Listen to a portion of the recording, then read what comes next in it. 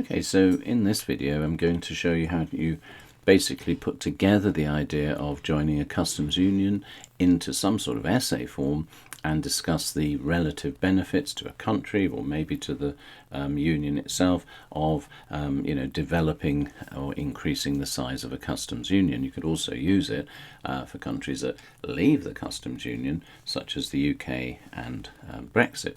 But you've really got to start with this diagram here, and if you don't know that diagram, then you've really got to go back and watch the previous video, which explains how you get this idea of trade creation. Trade creation is really quite important.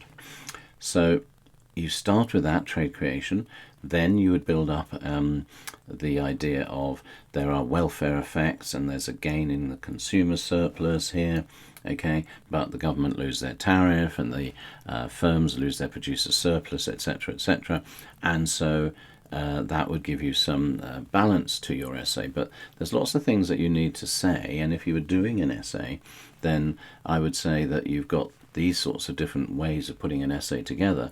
Some people say that 2 points are good enough. Some people argue for 3 points, but one thing that's absolutely sure, you must not go over 3 points, because you'll find that you haven't got enough to say and you start to reduce the levels that you can reach. So you can do a sort of an advantage 1, a drawback 1, an advantage 2, and then evaluate each one of those. Or you could look at some big advantages and evaluate them, and some drawbacks and evaluate them, and then come up with some justified judgment. So I'm going to show you now a mind map, and we're going to go through this mind map to show you the sorts of things that you could say if you were going to do it in this way. So here is your mind map here, which says discuss the relative benefits of joining a customs union. Okay. And we're really saying here are the advantages of joining a customs union. So you've got trade creation, you've got gains in surpluses, you've got the size of the market, an increase in FDI, and also there's a few other things that you could put in. But one of the key things is that you mustn't just throw everything into your essay. You've got to be selective and try and work out, well, what is the most important these advantages. So let's have a look at trade creation, if we can, to start with. And if you remember from the diagram, it's the increase in the imports that you found when you took the tariff off.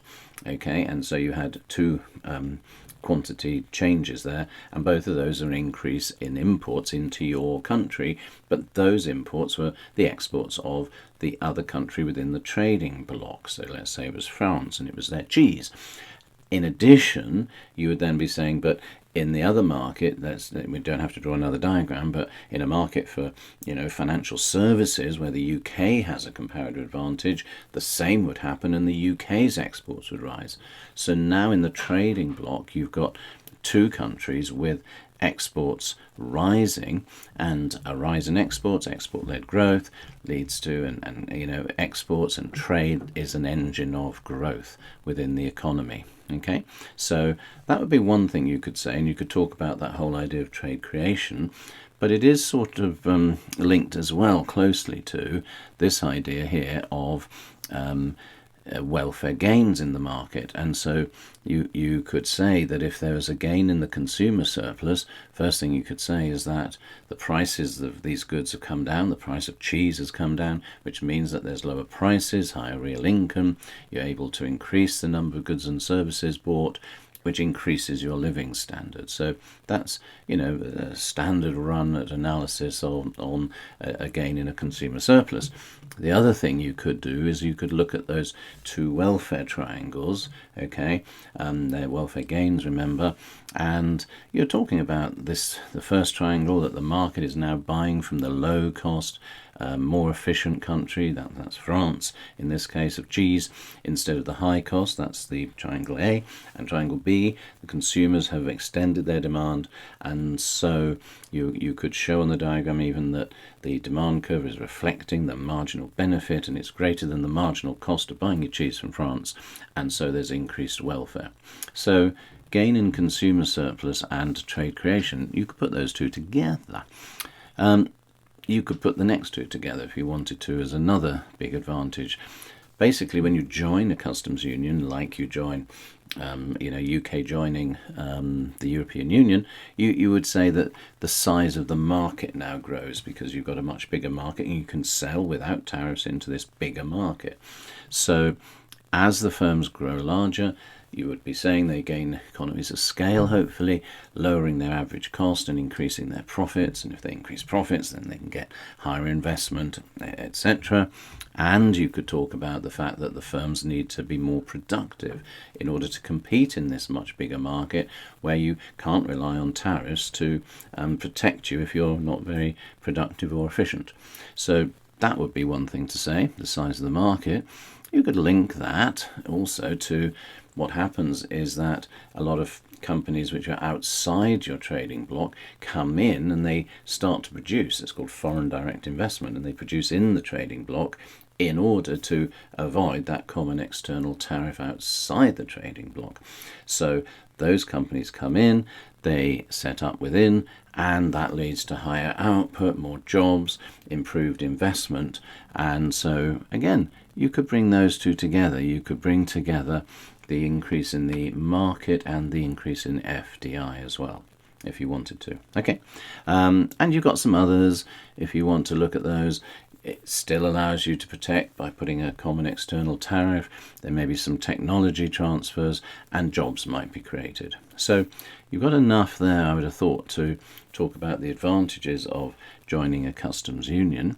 What about the drawbacks? Well, the big drawback, and you've got to use your previous video for this, is trade diversion. And you can get away with without a diagram in some exam boards, certainly Edexcel. You could use an example which I've given you in the previous video.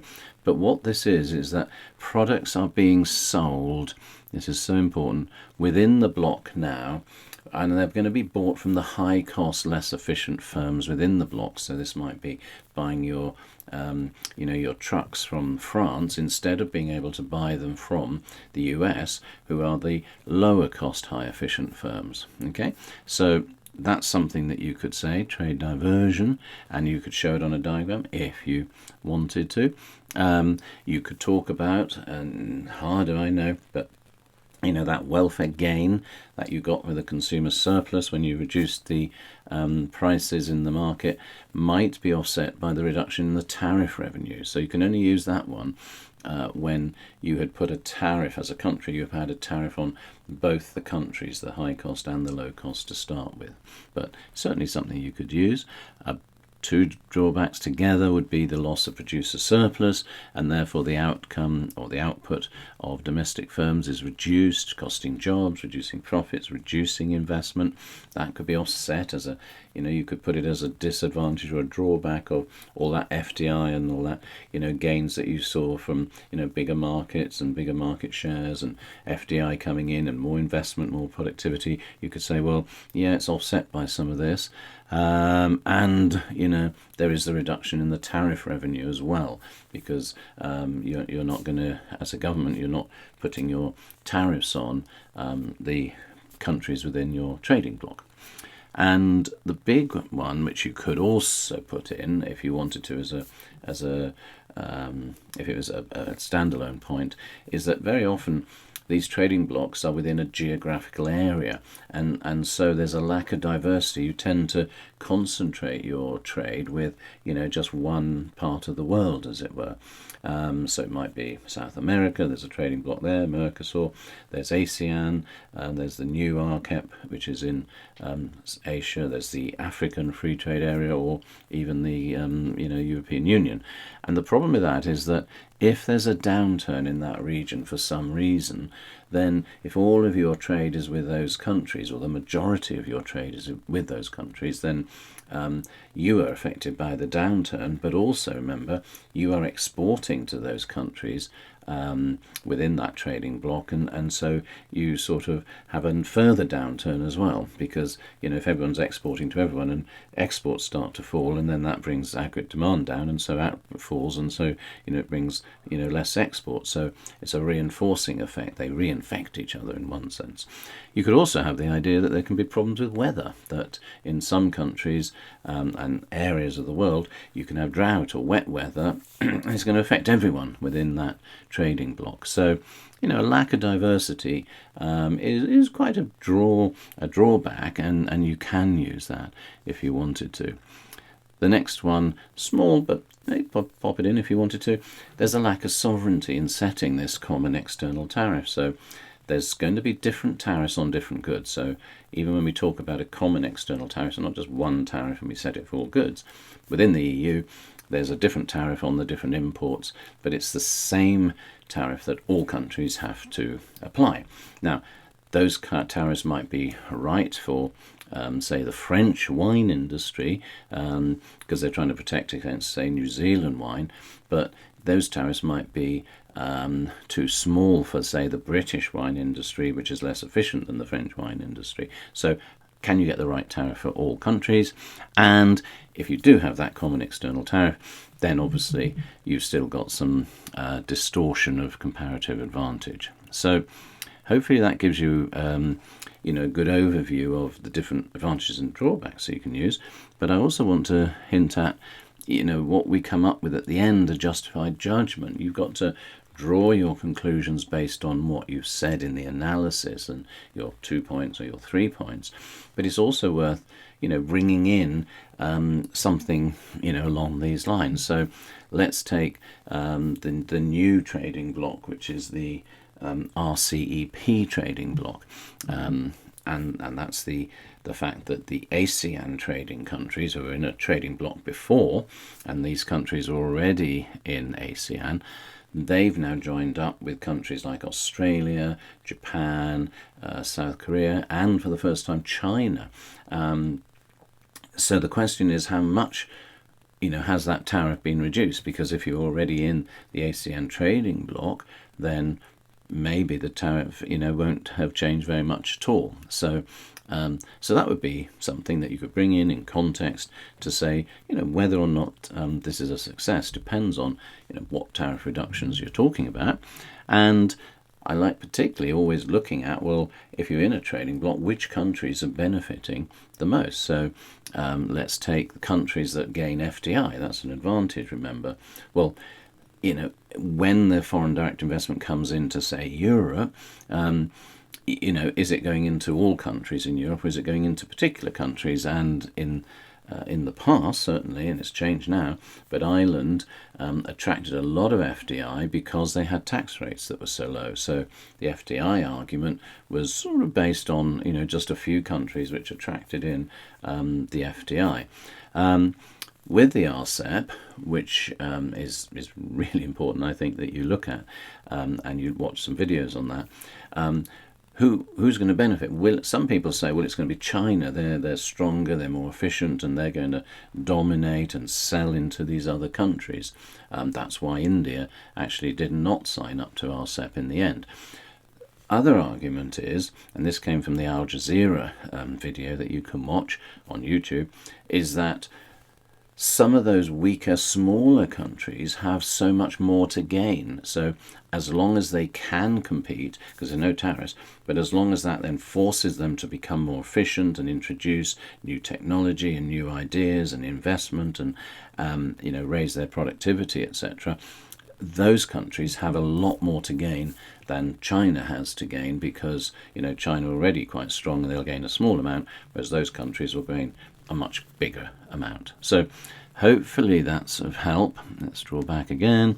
You can see all the advantages there, all the drawbacks there, and plan a good essay for this, or even write the essay, and I'm sure it will stand you in good stead in the exam.